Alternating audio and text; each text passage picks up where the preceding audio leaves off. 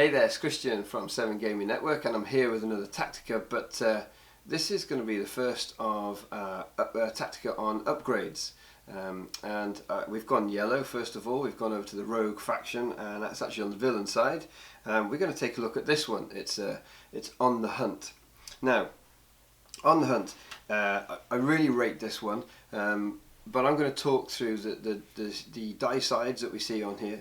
I'm going to talk through the special that we see on there, and I'm going to talk through perhaps some of the ways in which you might be taking advantage of this in your decks and what kind of deck lists that we've been seeing this card appearing in, and also some ways for playing against this if your opponent's got one of his characters upgraded with it. So first of all, just a word about that art. Oh my goodness, that is Cad Bane, and I'm a sucker for the whole bounty hunter side of things, and the theme of this card is really amazing. We're looking at a bounty hunter who is on the hunt, and they are relentless in trying to get through to their quarry, and that is kind of what this card has a feel of. When your character is, when your opponent uses this against you, or you get to use it against an opponent, there is that feel of, man, that character's got it in for me. They are after this character. When they remove all their shields, when they get rid of one of their character dice, it's a brilliant feel of closing that character down. There's nowhere for them to run. They're being hunted. Love it. Brilliant theme. So let's have a look at the die sides for On the Hunt. So we start out with well, two damage sides. They're both mod sides and they're split damage. And that feels a little bit awkward. But what I want you to think about is, well, what characters immediately could we be pairing a card like this with? Because that's going to help us to evaluate these die sides. And we're yellow villain. Well, straight away jumps to mind somebody like Django. Now Django actually does have split damage on his dice, so that's really not the end of the world. We could also think about Tusken Raider, who also has split damage on him as well. So this is backing up some of those characters that we've already seen. And ultimately, the big caveat with a +1 modded side, which isn't amazing, is the fact that this costs 1 resource to upgrade.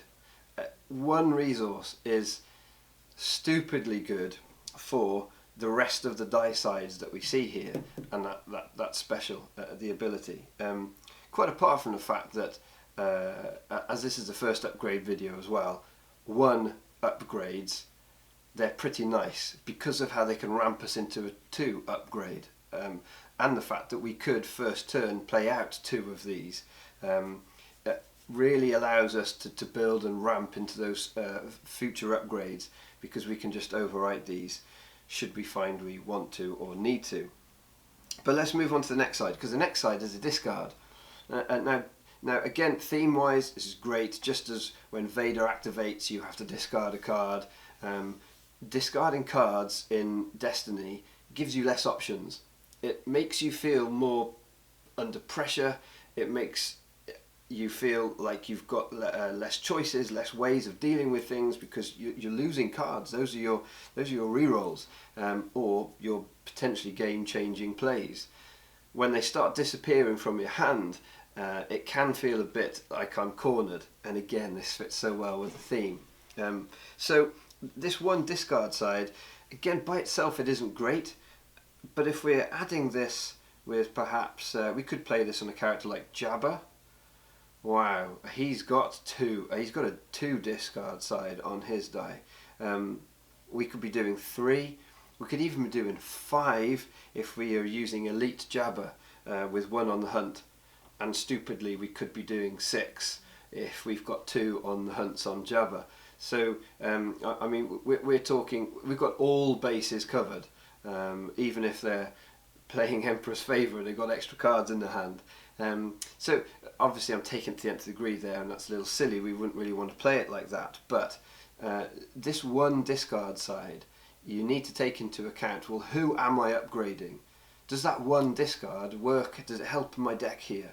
And it really can make quite a difference. This is helpful for things like pushing damage through on somebody like Dooku. If you're getting rid of his cards, then your opponent's not going to be able to absorb so much damage with Dooku by discarding cards. So discard is a strong effect in this game, and I think that's a really nice side to have available on a one upgrade side, on a one upgrade die. So let's talk about special then, because that's really the money with this card. Let me read it. Remove all shields from a character. Let's stop there. Hold on a second, I'll just read that right. Remove all shields from a character. Absolutely. That's massive. That's huge. That essentially says, quite happily, deal 3 damage. And yes, it could also be deal 2 or deal 1.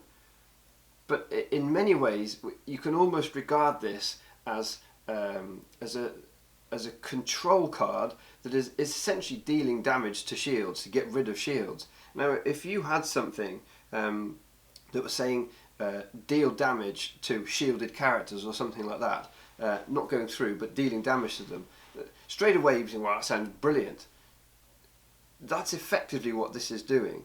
So here you've got a fantastic control ability, really, to remove shields, to be able to reuse this every turn if you get the special, and there are 2 of them, means that against any deck that's relying upon shields in any way, this is absolute pressure. This is crazy strong, and I am inclined to think that this is one of those cards that pushes, that borders on the edge of being overpowered. As the game progresses and we get more ways perhaps of being able to focus die, of being able to get things to where we want them, of being able to manipulate those results to see what we want on the table, with the 2 special sides on as well, essentially nullifying any shielded character is massive. Now, also, it goes on. It says you may spend 1 resource to remove one of its character or upgrade dice. It just gets better. We're in yellow. There are chances that we're going to have some resources available in yellow, villain yellow. This card is becoming obscenely good now. You've got a 1 in 3 chance of rolling this ability anyway. We looked at the others and we're quite happy with those for 1 cost. But to be able to remove shields and then remove a character or an upgrade dice, I mean, if it was able to remove a character dice, that's effectively a free isolation card, which is a good card in blue.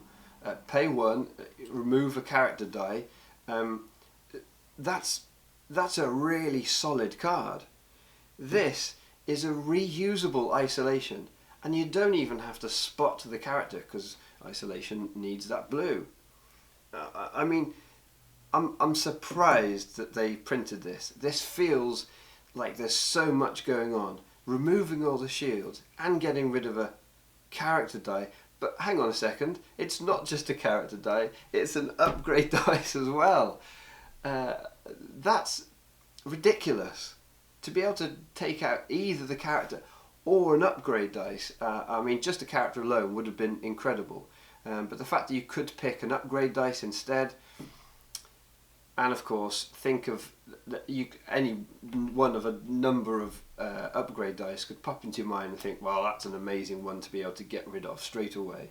All of those specials that we see on things like Mind Probe or Thermal Detonator or any of those kind of cards where, I don't know, a 4-side on the flamethrower, you name it, we can think of it and we can remove it for 1 resource. So I really can't get over how good this special is on this card, and for just the 1, the drawback, if there is one in a sense, is that this costs 1 and I'd like to ramp up, I'd like to put other cards over it, but I don't want to lose this ability. So there's this, I mean, and that's a great problem to have, not wanting to overwrite an upgrade that you've played which cost you 1 because you don't want to lose the amazing ability that it is. Well, those are the kind of difficult places that we want to be in, and they're showing us that we're using good cards. Now then, decks that this can go in, or why would you be putting this into your deck? Well, I think what you're looking at is, I tend to look at, when I'm including my upgrades, I'm tending to look at, when I'm building decks, I'm tending to look at how am I dealing with things. If there's potential problems, if a character decides to, let's say, bring lots and lots of shields, if an opponent brings lots and lots of shields to a game, so I'm playing something like against a Jedi deck, then how am I going to deal with that? And On the Hunt is your answer to a deck that's bringing lots of shields. It's your answer to a character like Han Solo, and Han Solo is going to be quite big in the meta for a while, I think, because he's a popular character and he's good. This is your answer in your deck. This is you're looking, okay, what happens when people do lots of damage? Okay, well, I've got these manipulation cards. What happens when people have got loads of shields on their characters? Oh, On the Hunt. I've got On the Hunt in for that. So that's why you're going to be including it. I mean, it can bump up your damage a little bit as well, as it gives you that little bit of control with the discard, but really it's all about the control that you get from the special, and I'd be quite happy to use focus to get that special, because it's such amazing control. For it to effectively nullify opponents' cards that they're playing, it'll stop things like riposte going off. That's 3, or riposte, sorry, I should pronounce it as you Americans would say it. Riposte is going to take 3 shields off and shoot it back. If you can nullify that against a Qui-Gon deck or something like that, amazing. Okay, so this can go into lots and lots of decks with yellow that are going to need to deal with shields in some way, and I would say that's the majority of them. Okay, now I would also say, in terms of playing against On the Hunt, I think the things to bear in mind are that it's really difficult. Once you see that go down, it's going to make you think twice about shielding a character up. I wouldn't bother playing cards that are going, defensive stance and those kind of cards that are going to give you shields and put lots of shields onto your character. I'd really think twice about resolving any shield sides. Yes, they might not roll it, but you've got to take into account that as soon as you get a character to 3 shields, they're absolutely desperately going to try and resolve that On the Hunt. They probably are at 2. What I would start to say to you is, if you've got other ways of manipulating dice, their damage, you need to start trying to use that. If On the Hunt hits the table, if one of your tactics of keeping your guys alive is to shield them up, well then you need to start adjusting, because they've got 3 freely reusable shield mitigation, shield removal. So you can't just keep blindly, just keep putting these shields out, because they will keep dealing with it. What you need to do is either change how you're mitigating the damage, so not using shields, and you're going to have to start using things like, maybe cards you wanted to use offensively, use the Force, you might want to be using that offensively to try and get your damage through. Actually, you're going to start needing to use the Force to stop On the Hunt going off, or just to stop their damage coming through at all anyway. You may want to focus on, one of the things of course that is handy is that if you can remove if you can remove any dice, well, if you can remove the On the Hunt dice from the pool, you're not going to have to deal with it. So I would say that if you are wanting to use shields to keep your characters alive, and that's how you're mitigating damage in your deck, you're going to need to prioritise dice removal on this every turn. It's almost like you're probably going to almost consider keeping one back in case they roll that special, and you need to get rid of it. If they don't, later on in the turn you can use it to re-roll, That's one of the beauties of the Destiny design. Other ways of playing around it, if you can get rid of if you can like a disarm or something like that, it's really super good. Obviously that's going to work wonders for you. A card like Confiscation's not really going to be much use because they'll just play it back out, although obviously it can buy you a turn if they haven't got any characters, if they've activated all their characters and they were just biding their time to use that.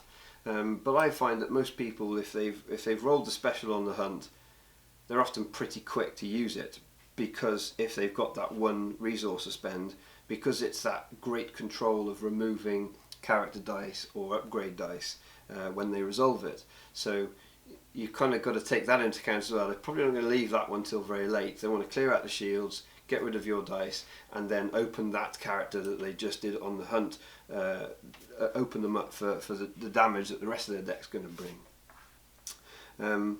So it's tough. It's a hard one to play around. It's much more difficult, and I think your main way to do it is if you can't disarm it or get rid of that upgrade, you need to be able to manipulate and control the damage that's incoming, or you need to remove this dice as much as you're able to. Anyway, so there's On the Hunt.